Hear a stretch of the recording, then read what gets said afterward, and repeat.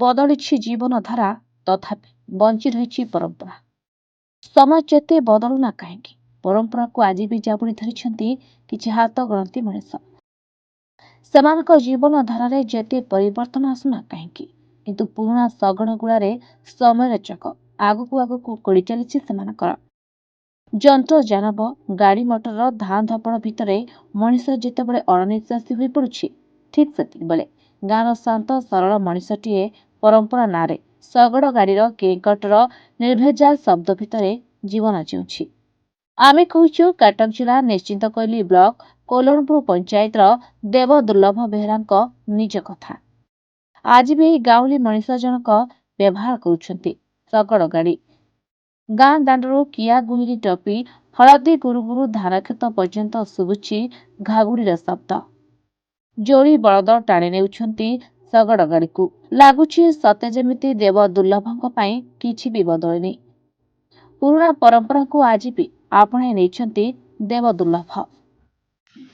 ଶଗଡ଼ 10 ବର୍ଷ ହେଲା ରଖିଥିଲି, କିନ୍ତୁ ମୁଁ ଡ୍ରାଇଭିଂ କରେ। ଦିନେ ଆସିଲା ବେଳକୁ ବୁଡ଼ି ନେଇକି ମରମ ନେଇକି ଆସିଲା ବେଳକୁ ଯେ ପାଣିକୋଇଲି ଛକରେ ଦେଖିଲି ଯେ ଶଗଡ଼ ଫାଙ୍କା ଫାଙ୍କା ଯାଉଛି, ଆଉ ମାଲିକ ନାହିଁ ତାର। ମୁଁ ନିଜେ ଦୌଡ଼ି ଯାଇକି ଯେତେବେଳେ ଯାଏ ସେଠିକି ତା ମାଲିକ ମୋ ଉପରୁ ବିଗିଡ଼ିଲା। ବଟ୍ ମୁଁ ବାଧ୍ୟ ହେଇକି ଫେରି ଆସିଲି। ଫେରି ଆସିଲା ପରେ ସେ କହିଲେ ଯେ ତମେ ଏଠି ଦେଖ ସେ ବଳଦ କ'ଣ କରୁଛି। ବଳଦ ଏକା ଏକା ନେଇକି ତାଙ୍କ ଘରେ ପହଞ୍ଚିଲା। ଏଠୁ ମୁଁ ଭାବିଲି ଯେ ଶଗଡ଼ଟା କଲେ ଲାଭବାନ ହେବି। ତାପରେ ଆସି ଶଗଡ଼ କଲି, 10 ବର୍ଷ ହେଲାଣି ଶଗଡ଼ କରିସାରିଲାଣି। ଶଗଡ଼ ତ ଲୋପ ପାଇଲାଣି, କିନ୍ତୁ ଏକଟା ମୋର ବୋଧେ କଟକ ଜିଲ୍ଲା ଭିତରେ ଅଛି ଖଣ୍ଡି ଶଗଡ଼। ଇଏ ଚାଷବାସ କରୁଛି, ଆଉ ନଙ୍ଗଳ ଜୁଆଳି ଭଲ ମନ୍ଦ ନଦା ନଦୀ କରି ନେଇକି ବିଲରେ ଚାଷ କରୁଛି। ଚାଷ ଘାସ କୋଟା ଭଲ ମନ୍ଦ ଆଉ ଧାନ ନଳିତା ଏସବୁ ଯାହା ସବୁ ଜିନିଷ ଫଳ ହେଉଛି ସେଥିରେ ନଦୀ ନଦୀ ନେଇ ପଳେଇ ଆସୁଛି, ଘରକୁ ଆସୁଛି। ଅଧିକା ହେଲେ ଯିବି, ନହେଲେ ନାହିଁ ସାଇକେଲ ଫାଇକେଲ ନେଇକି ଯିବି ବାହାରେ ବିକ୍ରି କରିବାକୁ। ଆଉ ଅଧିକା ଯଦି ଦମନ୍ତା ତାହେଲେ ଶଗଡ଼ ନଦୀ ନେଇ ଯାଇପାରନ୍ତି। ଛୋଟବେଳେ ଆମ ଗାଁ ଗୋଟେ ଶଗଡ଼ ଥିଲା, ସେ ଆମ ଭାଇ ହେବେ, ସିଏ ଚଲାଏ ଶଗଡ଼। ମୁଁ ସ୍କୁଲ ଗଲେ ବି ତା ଗାଡ଼ିରେ ବସି ପଳାଏ, ଆଉ ହାଟ ବାଟ ଗଲେ ବି ତା ଗାଡ଼ିରେ ବସିକି ପଳାଇ ଆସେ।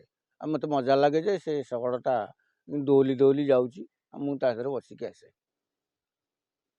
ଏବେ ଯେ ସେ ଶଗଡ଼ଟା ମୁଁ କେମିତି କରିବି, କେତେ ପଇସା କ'ଣ ପଡ଼ିବ, କିନ୍ତୁ ମୁଁ ଜାଣିନଥିଲି ସେ ବିଷୟରେ। ଆଉ ବର୍ତ୍ତମାନ ତ ଶଗଡ଼ ରେଟ୍ ଅଧିକା ହେଇଗଲାଣି, କାଠର ମୂଲ୍ୟ ଆଉ ଏସବୁ ମୂଲ୍ୟ ସହ ଅଧିକା ହେଇଗଲାଣି, ତଥାପି ମୁଁ କରିଛି ଶଗଡ଼। ଶଗଡ଼ ଦ୍ୱାରା ଆମର ତ ବହୁତ ଉପକାର ପାଉଛୁ। ଆମର ତ ଶଗଡ଼ ନିଜେ ରଖିଛୁ, ନେଇକି ବିଲରେ ଧାନ ବୋଉଛି, ମୁଗ ବୋଉଛି, ପାଣି କାଦୁଅରେ ବି ତଳି ନେଇକି ଯାଉଛି ବିଲକୁ, ଲୋକଙ୍କ ସହିତ ପକାଉଛି, ମାନେ ରୁଆପୋତା କରୁଛନ୍ତି। ଆଉ ଆମର ସବୁ କାମ କିଛି ଶଗଡ଼ ଦ୍ୱାରା ହେଉଛି। ବଳଦ ରହିଛିନି, ଆମର ଚାଷ କରୁଛୁ, ଆମର ଗାଡ଼ିରେ ଟ୍ରାକ୍ଟରରେ ପଇସା ଦେଇ ଖର୍ଚ୍ଚ କରୁନୁ। ଆମର ନିଜେ ଚାଷ କରୁଛୁ, ହଳ ନଙ୍ଗଳ ରଖିଛୁ, ଆମର କେଉଁଥିରେ ପଇସା ଖର୍ଚ୍ଚ ହୁଏନି, ନିଜେ କାମ କରୁ।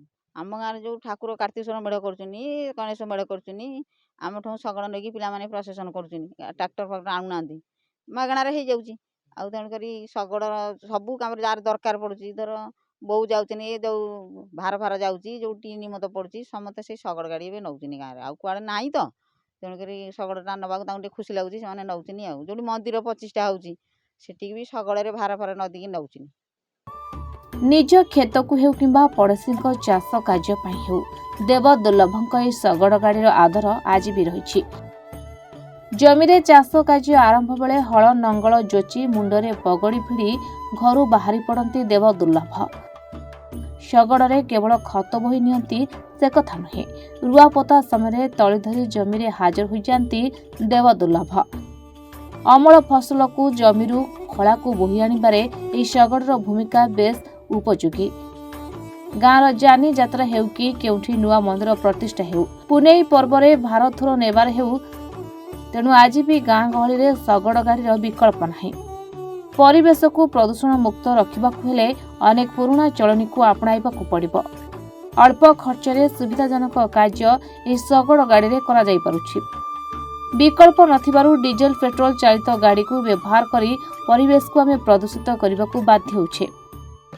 ଶଗଡ଼ ତାଙ୍କର ରହିଲା ତଥାପି 10 ବର୍ଷ ହେଲା, ଏଥିରେ ମାନେ ଗାଡ଼ିର ସବୁ ଯେଉଁ ଇଏ ବଡ଼ ଗାଡ଼ି ଚାଲିଲା ଠାରୁ ପ୍ରଦୂଷଣ ହେଉଛି, ସହଜେ ଧୂଆଁ ଇଏ ଖରାପ ହେଉଛି। ଶଗଡ଼ ହେଲେ ମାନେ ଗାଁ ଗହଳି ଭିତରେ ଯାଇପାରିବ କାଦୁଅ ପାଣିରେ, ଆଉ ତାହେଲେ ଇଏ ହୁଅନ୍ତା। ତାହେଲେ ଚାଷ ବି ହେଲା ବେଳକୁ ଧାନ ମୁଗ ଏସବୁ ଜାଳ କାଠ ଏସବୁ ବ୍ୟବହାର ହେଇପାରନ୍ତା। ଗାଡ଼ି ବି କନ୍ଦି ଗଳି ପାରିବନି। ଶଗଡ଼ ହେଲେ ସବୁ ଉପକୃତ ହେଇପାରିବ।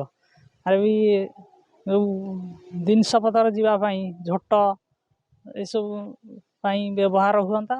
ଏଇସବୁ ହେବାରୁ ସବୁ ଉପକୃତ ହୁଅନ୍ତେ ଆଉ କାମରେ କରିବା ପାଇଁ।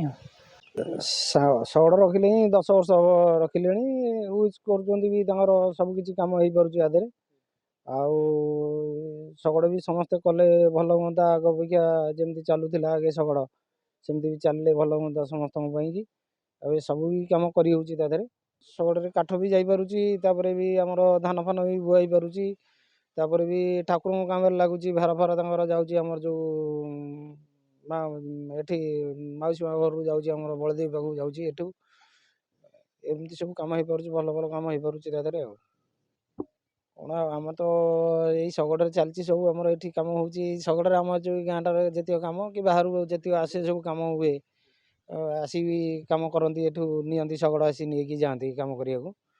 ଆଉ ଆମ ଏଇ ଏଲାକା ଭିତରେ ଏଇ ଗୋଟେ ଶଗଡ଼ ଅଛି, ଆଉ ଆ ଭିତରେ ନାହିଁ।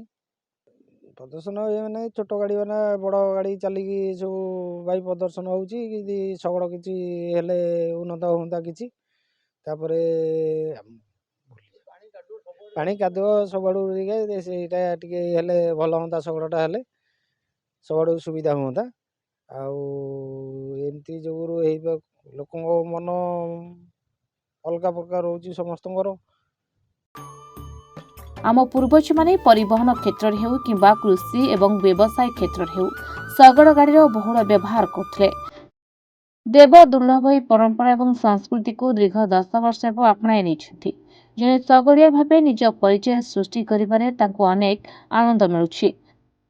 ଆମେ ଯେତେ ବଡ଼ ହେଲେ, ରୋଜଗାର କଲେ, ଗାଡ଼ି ମଟର ଉପରେ ନିର୍ଭର କରି ପ୍ରଚୁର୍ଯ୍ୟ ଭିତରେ ରହିଲେ ମଧ୍ୟ ଆମକୁ ଆମ ପ୍ରାଚୀନ ଐତିହ୍ୟ, ସଂସ୍କୃତି ଏବଂ ପରମ୍ପରାକୁ ମନେ ପକାଇବାକୁ ପଡ଼ିବ। ସେହି ପୁରୁଣା ପରମ୍ପରାକୁ ଉଜ୍ଜୀବିତ କରିବା ପାଇଁ ଦେବ ଦୁର୍ଲଭ ବେହେରାଙ୍କ ଆହ୍ୱାନକୁ ଉପଯୋଗ କରିବା ଆଜିକା ଦିନରେ ବଡ଼ ଉପଲବ୍ଧ ନୁହେଁ କି? ନିଶ୍ଚିନ୍ତ କୋଇଲିରୁ କ୍ୟାମେରା ପର୍ସନ ସଞ୍ଜୟ ବେହେରାଙ୍କ ସହ ଜୋସାନି ସିଂଙ୍କ ରିପୋର୍ଟ, ରିପୋର୍ଟର୍ସ ଟୁଡେ।